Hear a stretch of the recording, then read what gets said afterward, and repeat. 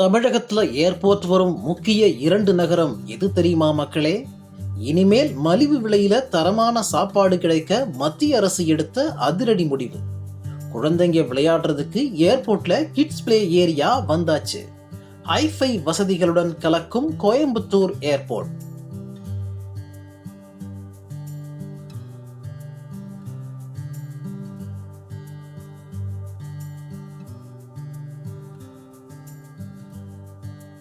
ஃப்ளைட்ல டிராவல் பண்றது யாருக்கு தான் பிடிக்காது சொல்லுங்க. அதுலயும் சமீப காலமா மக்கள் ரொம்ப ஆர்வமா ஃப்ளைட் டிராவல் பண்றாங்க. ஏற்கனவே தமிழகத்துல சென்னை, கோவை, திருச்சி, தூத்துக்குடி உள்ளிட்ட முக்கிய நகரங்கள்ல ஏர்போர்ட் இருக்கு. இப்ப இன்னும் கூடுதலா தமிழகத்துல 2 ஏர்போர்ட் வரப்போகுது. நெய்வேலி மற்றும் வேலூர்ல ஏர்போர்ட் சேவை துவங்கப்படும்னு மத்திய சிவில் விமான போக்குவரத்து துறை அமைச்சர் ராம்மோகன் நாயுடு ஒரு குட் நியூஸ் சொல்லியிருக்காரு. கோவை ஏர்போர்ட்ல இதுக்கான துவக்க விழா ஆரம்பிச்சது. நிகழ்ச்சியில மத்திய சிவில் விமான போக்குவரத்து துறை அமைச்சர் ராம்மோகன் நாயுடு, இணை அமைச்சர் முரளிதர் மோகன், மத்திய இணை அமைச்சர் முருகன், பாஜக தேசிய மகளிர் அணி தலைவர் வானதி ஸ்ரீனிவாசன் உள்ளிட்ட திரளான பேர் கலந்துகிட்டாங்க.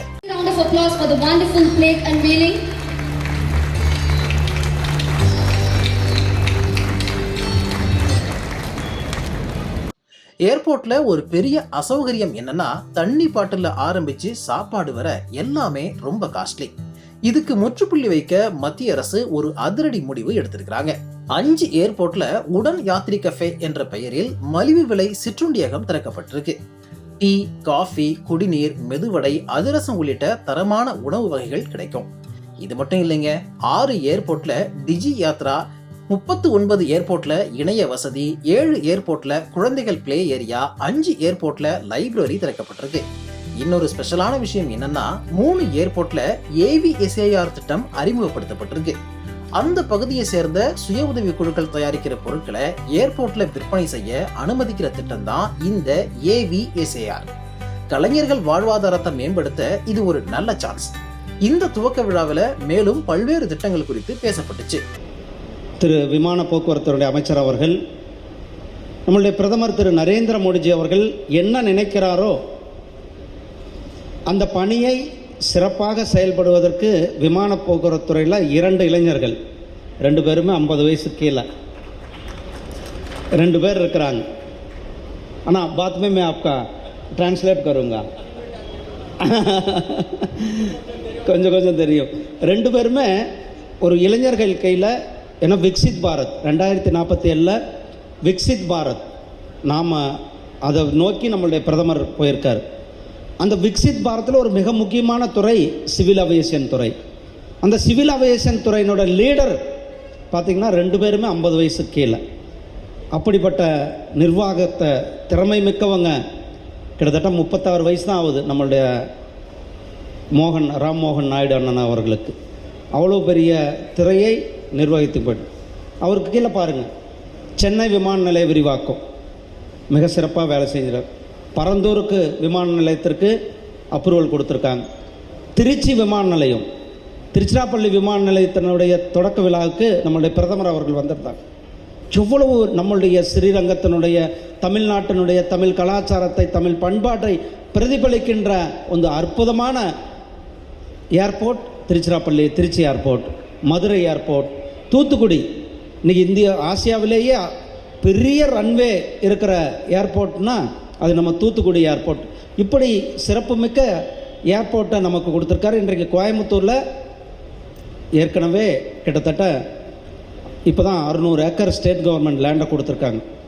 அந்த லேண்டை கொடுத்த உடனே அதுக்கான பணிகளை நடந்துருக்கொண்டு இருக்கிறது. அது நம்ம என்ன சொல்லுவாங்க, அது கிட்டத்தட்ட கோயம்புத்தூரினுடைய வளர்ச்சியில் ஒரு மிக முக்கியமாக இந்த விமான நிலையம் இருக்க போகிறது. திரு விமான போக்குவரத்துறை அமைச்சர் அவர்கள், நம்முடைய பிரதமர் திரு நரேந்திர மோடிஜி அவர்கள் என்ன நினைக்கிறாரோ அந்த பணியை சிறப்பாக செயல்படுவதற்கு விமான போக்குவரத்துறையில் 2 இளைஞர்கள், 2 பேருமே 50 வயசு கீழே 2 பேர் இருக்கிறாங்க. ஆனால் பாத் में मैं आपका ट्रांसलेट करूँगा. கொஞ்சம் தெரியும். 2 பேருமே ஒரு இளைஞர்கள் கையில், ஏன்னா விக்சித் பாரத் 2047 விக்சித் பாரத் நாம் அதை நோக்கி நம்மளுடைய பிரதமர் போயிருக்கார். அந்த விக்சித் பாரத்தில் ஒரு மிக முக்கியமான துறை சிவில் அவியேஷன் துறை. அந்த சிவில் அவியேஷன் துறையினோட லீடர் பார்த்திங்கன்னா 2 பேருமே 50 வயசுக்கு கீழே. அப்படிப்பட்ட நிர்வாகத்தை திறமை மிக்கவங்க. கிட்டத்தட்ட 36 வயசு தான் ஆகுது நம்மளுடைய ராம்மோகன் நாயுடு அண்ணன் அவர்களுக்கு. அவ்வளோ பெரிய திரையை நிர்வகித்து அவருக்கு கீழே பாருங்கள், சென்னை விமான நிலைய விரிவாக்கம் மிக சிறப்பாக வேலை செஞ்சார். பரந்தூருக்கு விமான நிலையத்திற்கு அப்ரூவல் கொடுத்துருக்காங்க. திருச்சி விமான நிலையம், திருச்சிராப்பள்ளி விமான நிலையத்தினுடைய தொடக்க விழாவுக்கு நம்மளுடைய பிரதமர் அவர்கள் வந்திருந்தாங்க. எவ்வளவு நம்மளுடைய ஸ்ரீரங்கத்தினுடைய தமிழ்நாட்டினுடைய தமிழ் கலாச்சாரத்தை தமிழ் பண்பாட்டை பிரதிபலிக்கின்ற ஒரு அற்புதமான airport Trichy airport, Madurai airport, Thoothukudi. இன்றைக்கி ஆசியாவிலேயே பெரிய ரன்வே இருக்கிற ஏர்போர்ட்னா அது நம்ம தூத்துக்குடி ஏர்போர்ட். இப்படி சிறப்புமிக்க ஏர்போர்ட்டை நமக்கு கொடுத்துருக்காரு. இன்றைக்கு கோயம்புத்தூரில் ஏற்கனவே கிட்டத்தட்ட இப்போ தான் 600 ஏக்கர் ஸ்டேட் கவர்மெண்ட் லேண்டை கொடுத்துருக்காங்க. அந்த லேண்டை கொடுத்த உடனே அதுக்கான பணிகளை நடந்துக்கொண்டு இருக்கிறது. அது நம்ம என்ன சொல்லுவாங்க, அது கிட்டத்தட்ட கோயம்புத்தூரினுடைய வளர்ச்சியில் ஒரு மிக முக்கியமாக இந்த விமான நிலையம் இருக்க போகிறது. இன்றைக்கி யாத்ரி கஃபே, இன்றைக்கி ரயில்வே ஸ்டேஷனில், பஸ் ஸ்டாண்டில் எல்லா பக்கம் ஹை கிளாஸ் ஒரு ரெஸ்டாரண்ட்டில் கஃபேயில் போய் சாப்பிட முடியாத சாதாரணமான ஏழைகள் கூட இன்றைக்கி ஏர்போர்ட்டுக்குள்ளே அஃபோர்டபுள் காஸ்ட்டில் அவங்க சாப்பிடலாம் அப்படிங்கிறதுக்காக யாத்ரி கஃபே இன்றைக்கி ஆரம்பிக்கிறாங்க. ஸோ இன்றைக்கி என்ன நம்ம பார்க்க வேண்டி இருக்குன்னா, ஒரு காலத்தில் it is a dream for a ordinary citizen, middle class people to travel in the flight. Now it is very much possible and it is affordable. Like that, other facilities also being given today. And again, as being an MLA of this great city and also on behalf of Bharatiya Janata Party, I would like to thank our Civil Aviation Minister and also the other ministerial colleagues. விழா நிறைவுல மத்திய அமைச்சர் ராம்மோகன் செய்தியாளர்களை சந்திச்சு பேசினார். இந்தியாவின் வேகமாக வளர்ந்து வரும் நகரங்களில் ஒன்று கோவை.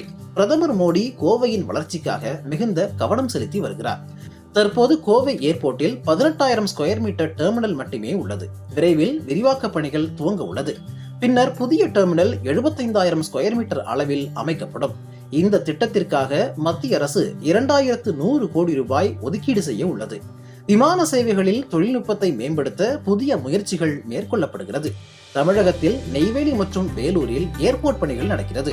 நெய்வேலி ஏர்போர்ட்டில் பெரும்பாலான பணிகள் நிறைவடைந்த நிலையில் லைசன்ஸ் அப்ரூவல் வருவதற்காக காத்துக் கொண்டிருக்கிறோம். விமான போக்குவரத்து கட்டமைப்புகளை மேம்படுத்த மத்திய அரசு முழு முயற்சியில் ஈடுபட்டு வருவதாக அவர் கூறினார். மேலும் தமிழகத்தில் ஏற்கனவே பல ஏர்போர்ட்களில் பல புது திட்டங்கள் வரப்போகுது. இந்த செய்தி பிளைட் பேசஞ்சர்ஸ் மத்தியில மிகுந்த சந்தோஷத்தை ஏற்படுத்தியிருக்கு.